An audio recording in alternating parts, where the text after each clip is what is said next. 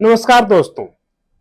क्या कांग्रेस के नेता राहुल गांधी ने अमेरिका में जिस तरह प्रधानमंत्री नरेंद्र मोदी पर हमला बोला है, वो हमला, राहुल गांधी का वो विदेशी दौरा कांग्रेस के लिए देसी वोट की गारंटी बन सकता है? ऐसा पहली बार नहीं हुआ है कि राहुल गांधी विदेश यात्रा पर गए हों और वहां से प्रधानमंत्री नरेंद्र मोदी और उनकी सरकार पर कुछ कहा है। जब से मोदी सरकार बनी है, यानी पिछले 9 सालों में राहुल गांधी 22 बार विदेश दौरा कर चुके हैं, यानी हर साल 2 बार से ज्यादा। ऐसा भी नहीं हुआ कि अमेरिका में राहुल गांधी ने मोदी सरकार पर जो हमला बोला, उससे पहले वो अमेरिका या विदेश में कहीं गए तो सरकार का बखान करके चले आते रहे हों। तब भी हमला बोलते थे और बहुत तीखा बोलते थे। अभी मार्च में लंदन गए तो वहां जो कुछ कहा उसका असर हमारी संसद पर पड़ा। संसद ठप रही, राहुल गांधी माफी मांगो के नारे चले। लेकिन इस बार अमेरिका की यात्रा में राहुल गांधी की छवि को दूसरी धार, दूसरा तेवर मिला है। And that is the India that we like. India that respects the rest of the world. India that is humble. India that listens. India that is affectionate. And that is the India that you represent. You would not be here if you did not agree with these values. If you believed in anger, hatred, arrogance, you'd be sitting in a BJP meeting. Rahul Gandhi की इसी तेवर, इसी धार, इसी बदले हुए अंदाज से BJP तिलमिलाहट में है, उसको मिर्ची लगी है। ये स्वाभाविक है। हर राजनीतिक दल दूसरे को नीचा दिखाने की कोशिश करते हैं, ये उनकी मजबूरी भी है। आखिर घोड़ा घास से दोस्ती करेगा तो वो खाएगा क्या? लेकिन दोस्तों, आपसे हमारी दोस्ती, हमारा रिश्ता बेहद स्वाभाविक है। आपकी राय हमारे कार्यक्रम की जान है। इसीलिए आपसे गुजारिश है कि राष्ट्रमंथन को आप सब्सक्राइब जरूर कीजिए, इसको ज्यादा से ज्यादा शेयर कीजिए, इस पर अपने कमेंट और लाइक भेजिए। एक निष्पक्ष पत्रकारिता के लिए मेरी पूंजी आपका यही सहयोग है। और अब बात मुद्दे की। जिस राहुल गांधी की छवि पप्पू वाली बन गई थी या बना दी गई थी, उस राहुल गांधी के एक बयान, एक भाषण से हंगामा मच जाता है। भाषण अमेरिका में हुआ, शोर दिल्ली में मचा। आखिर बीजेपी की नजरों में पप्पू छाप राजनीति करने वाले राहुल गांधी ने अमेरिका में ऐसा क्या किया या ऐसा क्या कह दिया कि हिंदुस्तान में बीजेपी प्रतिक्रिया पर प्रतिक्रिया देने लगी? दरअसल राहुल गांधी ने प्रधानमंत्री नरेंद्र मोदी की खींची हुई एक लंबी लकीर से भी लंबी लकीर खींचने की कोशिश की। वो लकीर लंबी है या नहीं, ये जनता तय करेगी। लेकिन राजनीति के खिलाड़ी पहले ही भांप लेते हैं कि होना क्या है। बीजेपी की तीखी प्रतिक्रिया बता रही है कि वो जिसे पप्पू समझते थे, वो लंबी लकीर खींचने में कामयाब दिखता है। जैसे प्रधानमंत्री नरेंद्र मोदी की एक छवि ऐसी है, एक ऐसे नेता की है जो बहुत मेहनती है। प्रधानमंत्री बनते वक्त उन्होंने कहा भी था कि मैं मेहनत की पराकाष्ठा करूंगा। उनकी छवि एक ऐसे नेता की है जो हर मुद्दे पर अपनी व्यापक समझ और ज्ञान रखते हैं।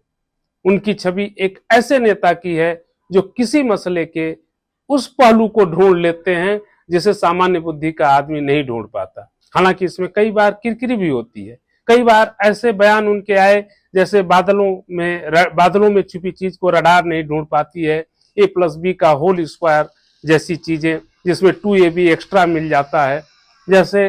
तो ये इस तरह के जो तमाम, जिस तरह से प्रधानमंत्री की बातें आती हैं उस पर सोशल मीडिया से लेकर के लोगों के बीच भी तमाम तरह की फप्तियां कसी जाती हैं या सवाल उठते हैं, लेकिन प्रधानमंत्री उससे विचलित नहीं होते। राहुल गांधी ने बगैर इन विषयों को उठाए अमेरिका में प्रधानमंत्री नरेंद्र मोदी पर तंज कसा, ईश्वर का हवाला देकर।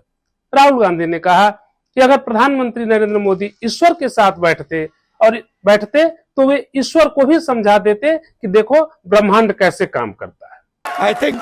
I think if you sat Modi ji down next to God, Modi ji would start explaining to God how the universe works.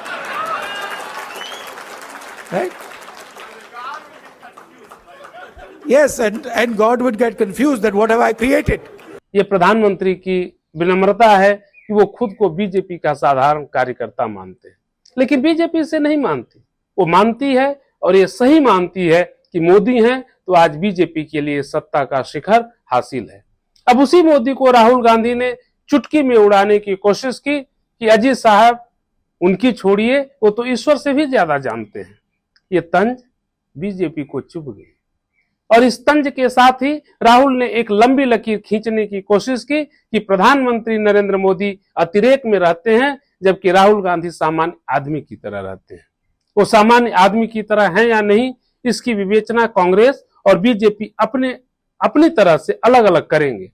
लेकिन राहुल ने जो लकीर खींची उसमें पहली लकीर यह है कि प्रधानमंत्री मोदी डराने की कोशिश करते हैं और राहुल गांधी डरते नहीं।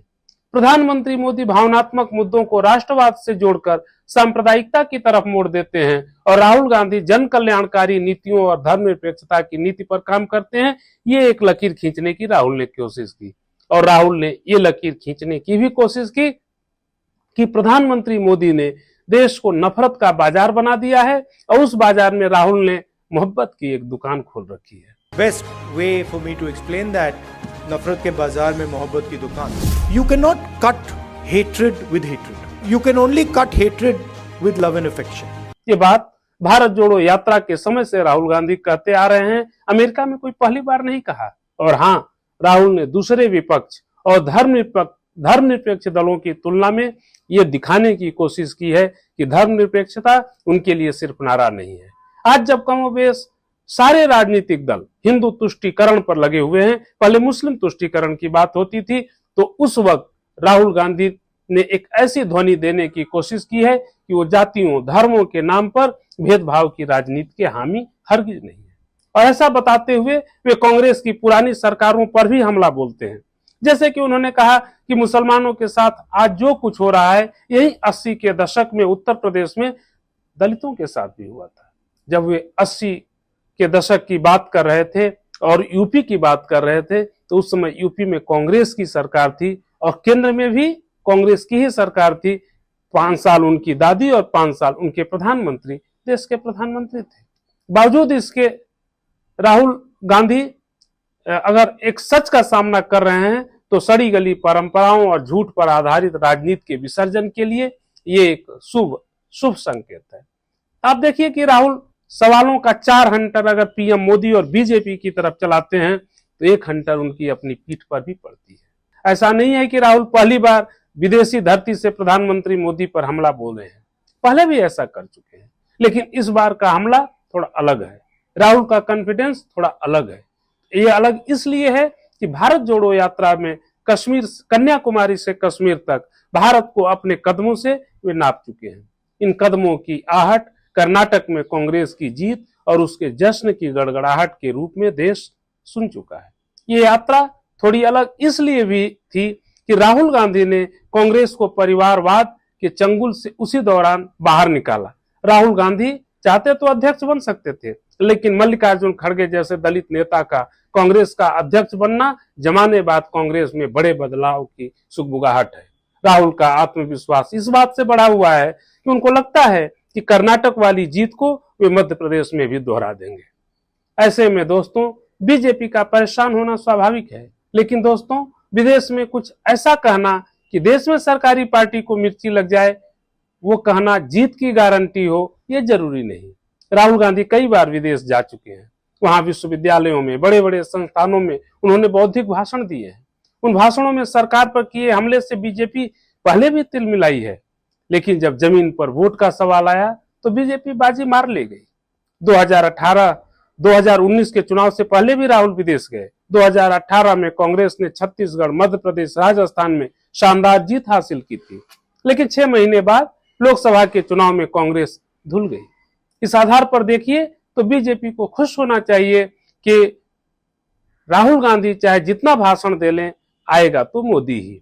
और इसीलिए बीजेपी और खुद पीएम मोदी को राहुल गांधी का नोटिस लेना ही नहीं चाहिए। लेकिन ऐसा होता नहीं। क्यों नहीं होता?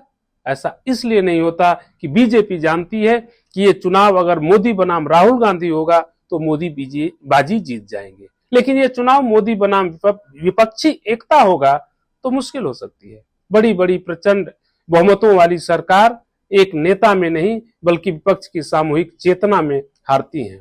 77 में इंदिरा गांधी को पूरे विपक्ष ने हराया था। 1989 में राजीव गांधी को सबने मिलकर हराया था। 2024 में सारा विपक्ष एक होगा, तभी एक में वो मोदी को टक्कर दे सकता है। दोस्तों, ये वीडियो आपको कैसा लगा हमें जरूर कमेंट और लाइक करके बताइएगा। खबरों की निष्पक्ष व्याख्या के लिए हमारे चैनल राष्ट्र मंथन को आप सब्सक्राइब जरूर कीजिए, ज्यादा से ज्यादा इसको शेयर कीजिए। आपका सब्सक्रिप्शन, आपका शेयर करना यही हमारी ताकत है। और हाँ, अपनी राय हमें जरूर भेजिए, आपकी हर राय हमारे लिए बेहद मायने रखती है। फिर मंथन होगा किसी नए मुद्दे पर, बेबाक और सटीक। तब तक के लिए नमस्कार।